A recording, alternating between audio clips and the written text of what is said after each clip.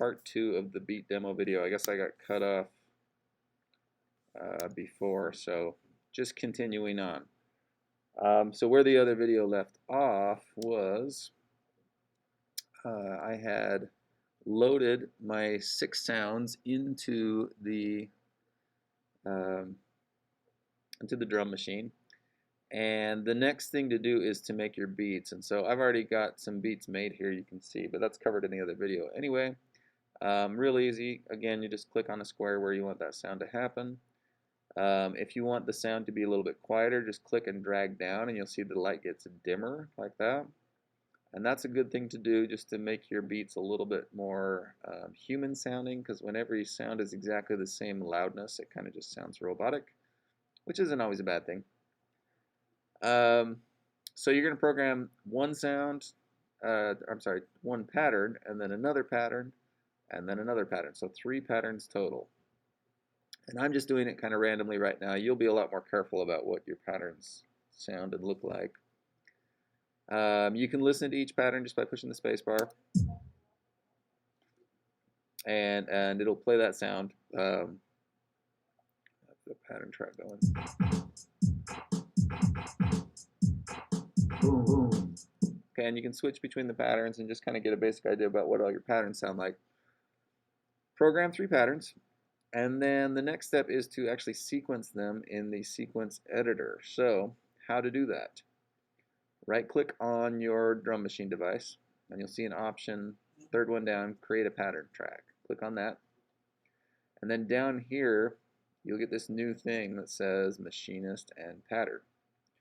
And this is where you tell the sequencer what order you want your patterns to be played in. So it kind of automates things, right?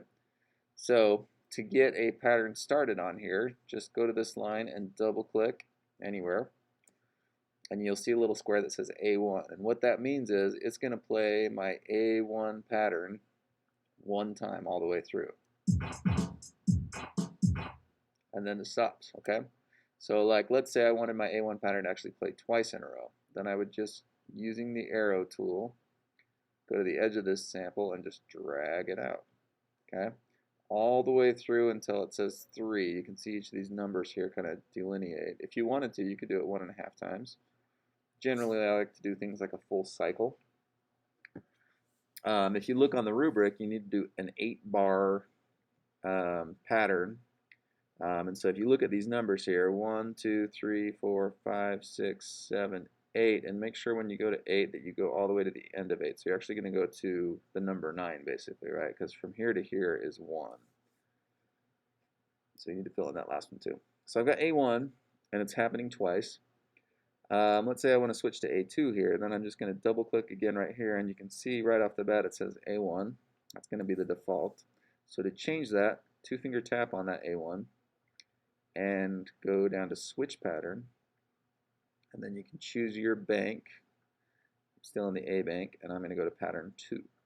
So now it's going to play A1 twice and then A2 once. And let's go ahead and lengthen out that so it plays A2 twice. And then here I want to switch back to A1, play it twice, and then I want to do my last thing. Remember, you got to use all 3 patterns. So my last thing I'm going to do is my third pattern, A3. So I'm going to click on that, right finger tap, go to switch pattern, A3. And then let's have that happen twice. Okay. And you can have things happen 3 times, 4 times, whatever you want, but you do have to have all 3 patterns in here somewhere. So now when I push play, plays A1 twice, then switches to 2. Oh, sorry, I bumped the play button. The other thing you need to do is this little gray line up here. This is telling the sequencer how much of this pattern to play. Make sure that that gets dragged out to include your full 8 bars. There you have it. Easy. So that's it for this, and that's all that's required for this assignment. So once you get to this place, again, if you want extra credit points, you can do any of the stuff that's in that first video that's not specifically required in the rubric. But this is it for this one. So once you get here, it's time to publish it and share it with me. Last thing.